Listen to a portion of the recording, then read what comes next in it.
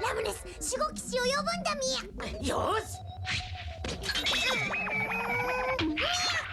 全在アンコロリー。おまっとうさん，我哋全在言います。以後よろしゅうと申しますわ。今期嘅分享包保你哋喺其他博主度絕對睇唔到啊！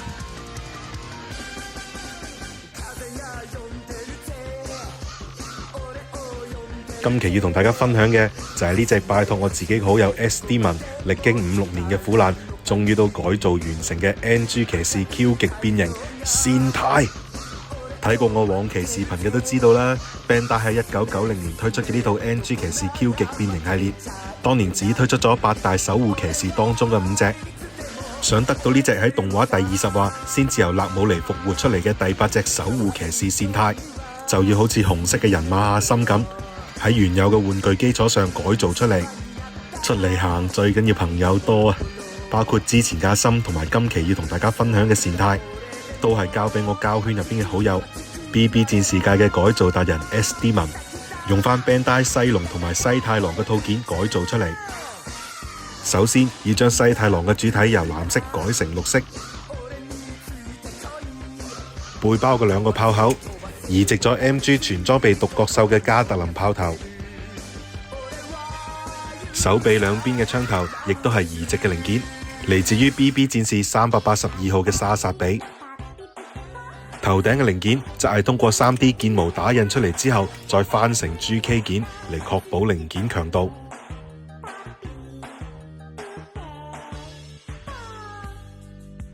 畢竟改造嘅主體始終都係 Q 極變形入邊嘅西太郎，所以戰車形態嘅變形機構喺改造完成之後都得以保留。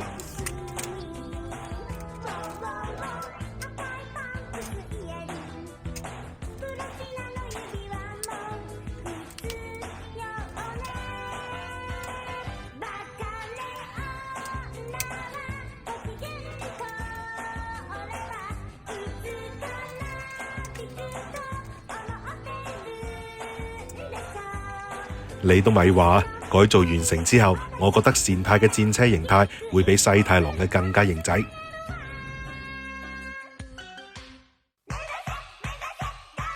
既然保留得變形嘅機構，馬車嘅形態當然可以再現啦。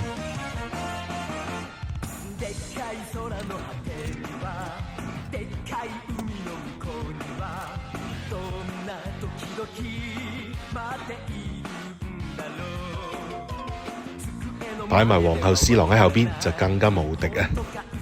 今次大家仲唔熱血沸騰？從23年第一期金戰士嘅視頻到現在，唔經唔覺都已經3年，總算都幫大家完咗 NG 騎士呢個坑啊！